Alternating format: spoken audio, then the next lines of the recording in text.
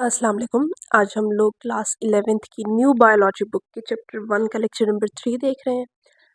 आज हम लोग जो टॉपिक ऑफ हमारा डिस्कशन है वो है डोमेन यूकैरिया। इससे पहले हम लोगों ने डोमेन आर्की और डोमेन बैक्टीरिया को जो है वो डिस्कस किया है। तो आज हम लोग देखेंगे डोमेन यूकैरिया में उनकी कैरेक्टरिस्टिक्स क्या होती हैं। तो इन सारी चीज़ों को हम लोग डिस्कस करेंगे। तो स्टार्ट में वो बात करते हैं कि the domain eukarya encompasses all organism with eukaryotic cell.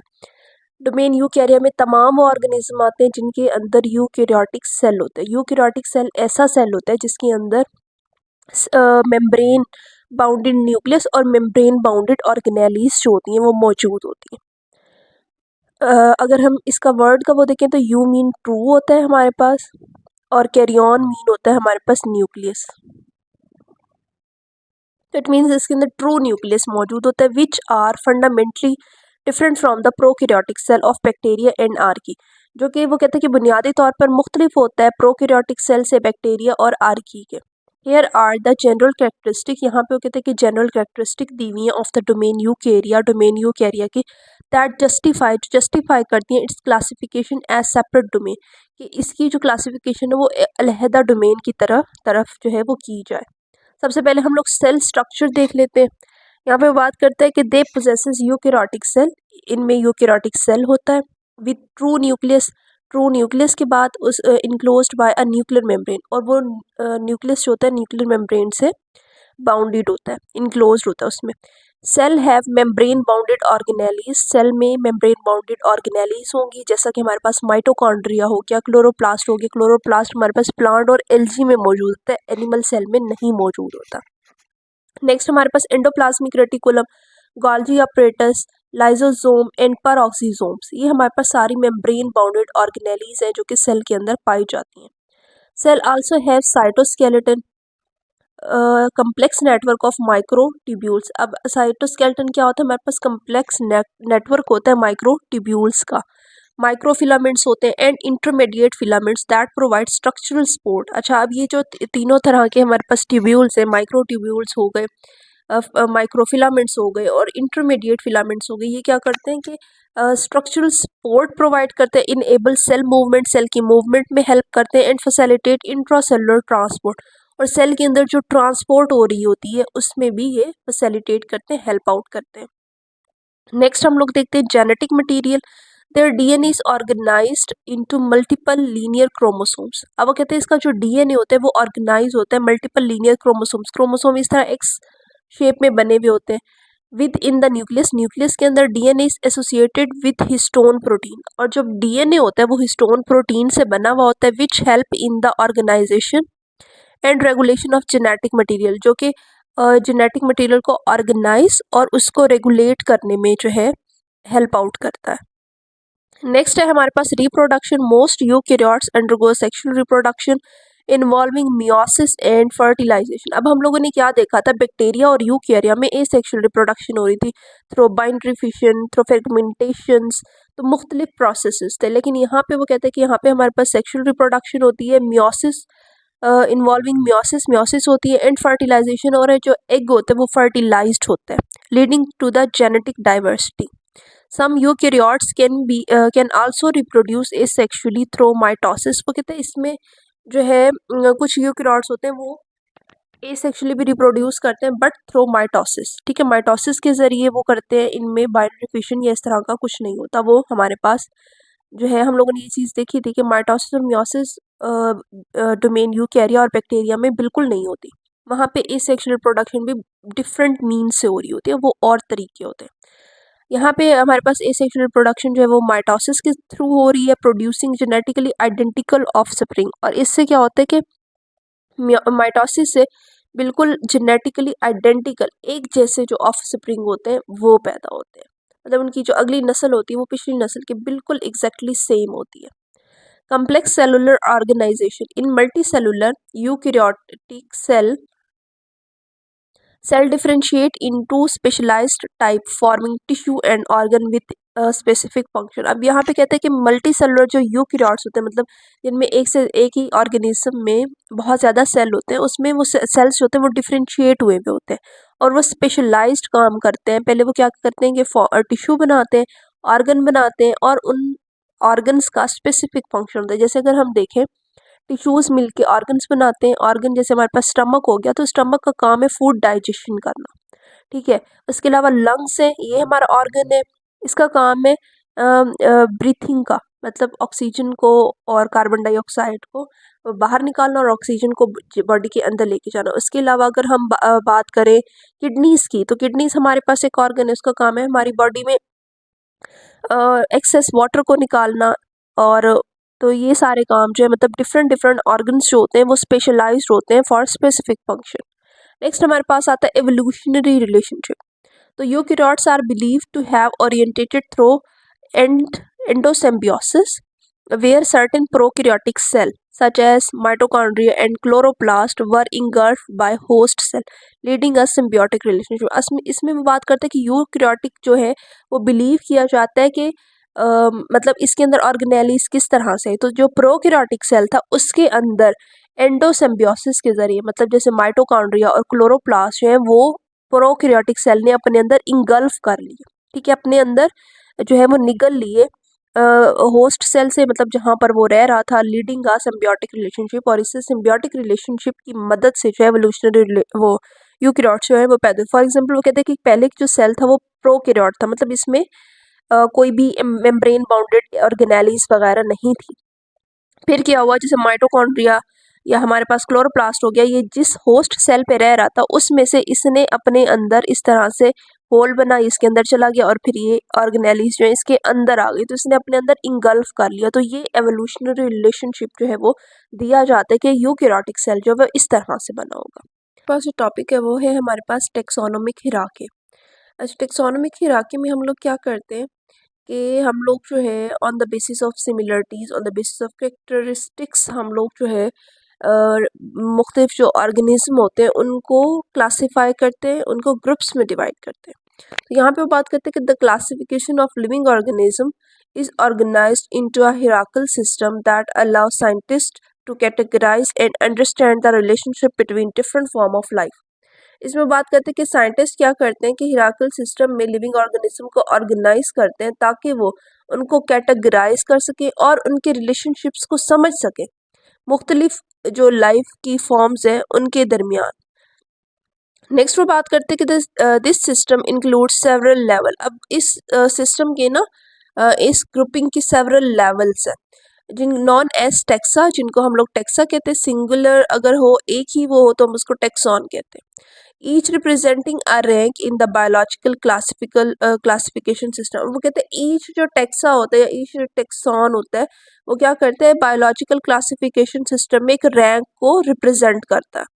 The primary level of this hierarchy are. अब वो कहते हैं अगर हम लोग प्राइमरी लेवल देखें तो उसमें क्या होता है, सबसे पहले किंगडम होता है, किंगडम के बाद फाइलम होता है, फाइलम के बाद क्लास, क्लास के बाद order, then family, then genus and then species. Last में हमारे पास स्पीशी आ जाती है। Below is a detailed description of each level. अब वो कहते हैं कि ईच लेवल को जो है हम लोगों ने डिटेल से डिस्क्राइब किया हुआ है कि किस तरह से हम इसको जो है वो डिवाइड करते हैं। सबसे पहले हमारे पास आ जाती है डोमेन। हम लोगों ने पहले भी पढ़ा है कि तमाम लिविंग ऑर्गेनिज्म को 3 डोमेन सिस्टम में जो है वो डिवाइड कर दिया गया था। उसके बाद जो है उन डोमेन्स को जो है फिर मजीद किंगडम में डिवाइड किया गया। It is the highest level of classification currently there are 3 domains. अब वो कहते हैं यहाँ पे हम लोगों ने जो है 3 डोमेन्स जो है वो पढ़ी हैं, एक हमारे पास आर्की है, बैक्टीरिया है एंड यूकैरिया है। अब हम पढ़ते हैं डोमेन से जो सेकंड स्टेप होता है हमारे पास होता है किंगडम लेवल। अब 3 डोमेन को जिन ऑर्गेनिज्म में जो है वो डिवाइड किया गया था, उन ऑर्गेनिज्म को 5 किंगडम्स में डिवाइड किया गया। उन किंगडम्स को जो है हम लोग क्लासीफाई करते हैं। सबसे पहले यहाँ पे बात करते हैं कि the kingdom is one of the highest taxonomic rank. अगर हम टेक्सोनोमिक रैंक देखें तो उसमें सबसे हाईएस्ट जो होता है हमारे पास किंगडम होता है, जस्ट बिलो द डोमेन, जो कि बिल्कुल डोमेन के नीचे पाया जाता है। It groups together all form of life. ये क्या करता है कि तमाम तरह की जिंदगियों को जो है ग्रुप्स करता है। दैट शेयर फंडामेंटल करेक्टरिस्टिक, जो कि बुनियादी खसूसियात जिनकी एक जैसी होती हैं उनको क्या करता है, एक ही ग्रुप में रखता है।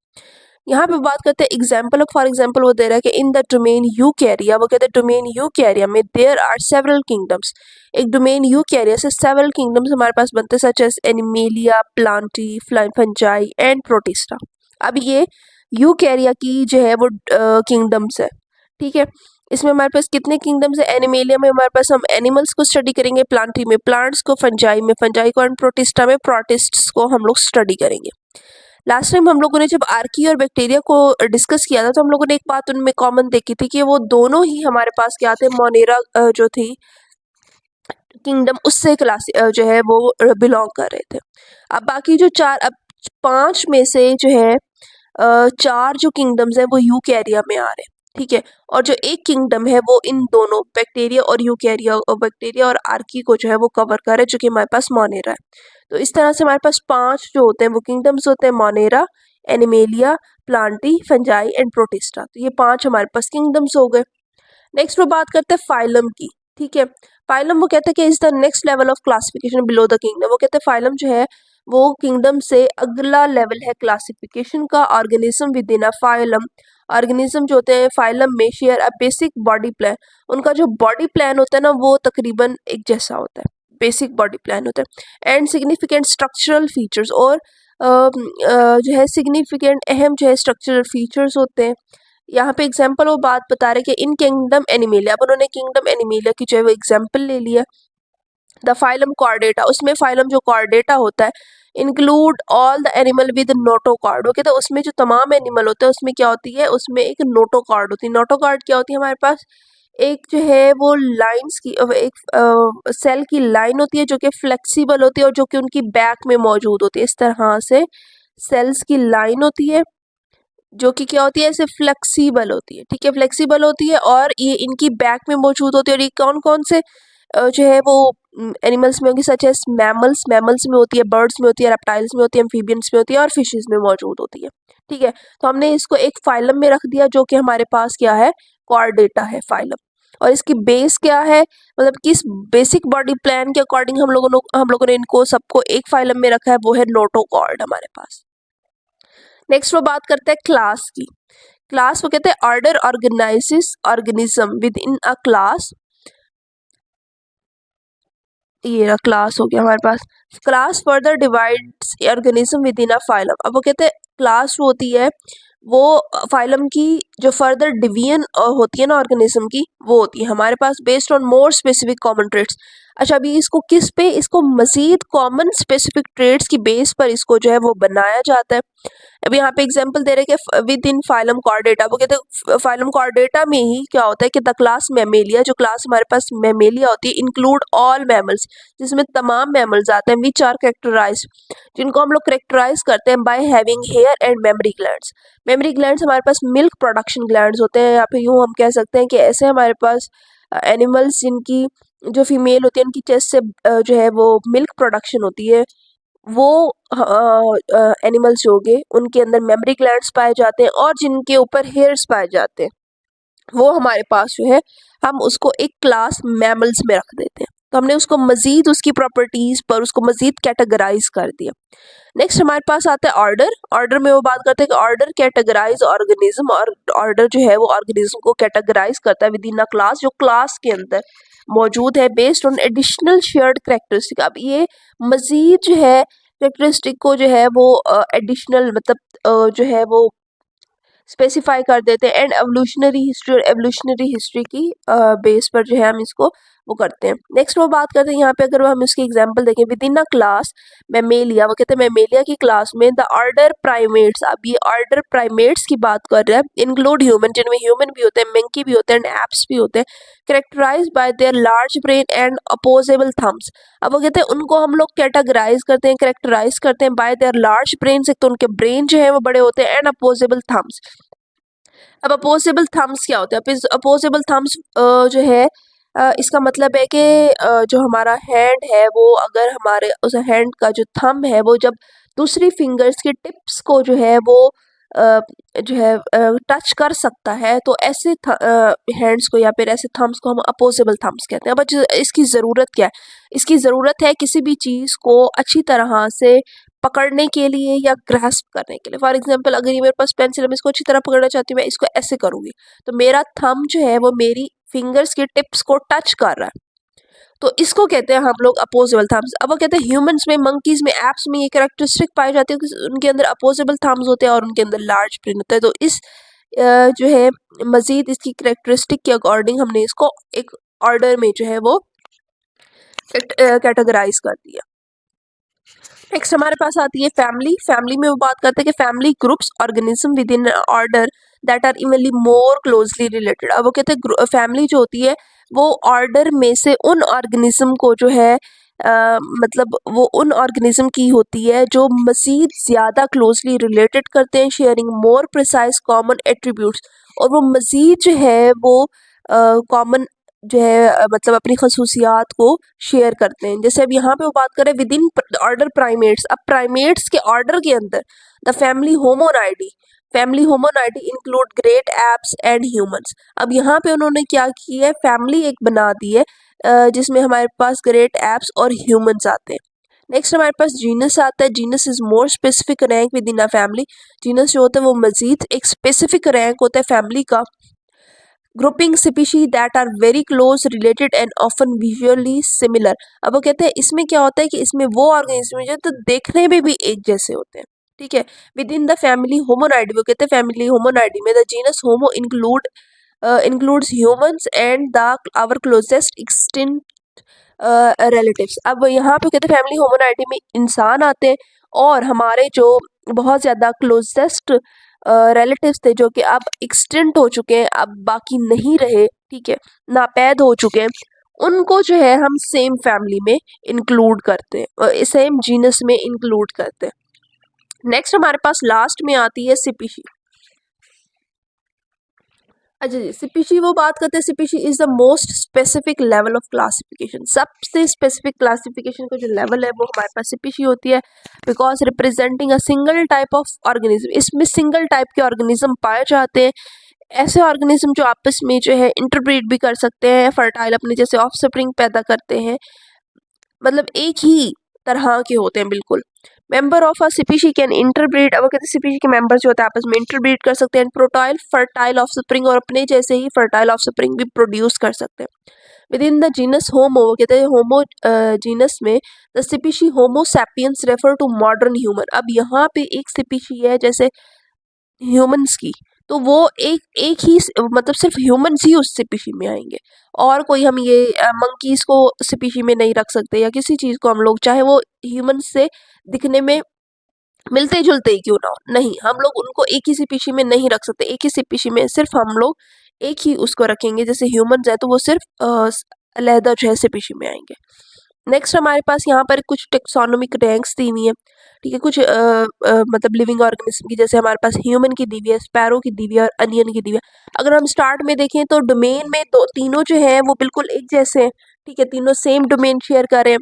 नेक्स्ट किंगडम लेवल पे जो है फिर दो में डिफरेंस आ जाता है, फिर फाइलम लेवल पर भी वो दोनों सेम रहते हैं, नेक्स्ट फिर क्लास लेवल पर उनमें मजीद डिफरेंस आता है। तो इस तरह से वो बात कर रहा है कि फिर बाद में जो उनका मतलब एंशियंट होते हैं, या फिर हम यूँ कह सकते हैं कॉमन एंसेस्टर सेम होता है, लेकिन बाद में उनके अंदर चेंजेस आते जाते हैं और मजीद वो फिर मुख्तलिफ क्लास से, मुख्तलिफ ऑर्डर से, मुख्तलिफ फैमिली से जो है वो बिलोंग करना शुरू हो जाते हैं।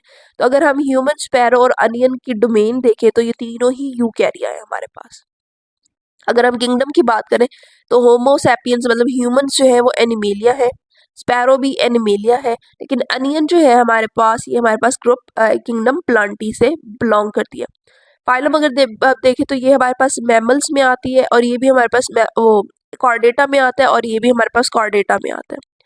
अच्छा जी, अब इसकी अगर हम फाइलम की बात करें तो ये हमारे पास एंजियोस्पर्म होती है।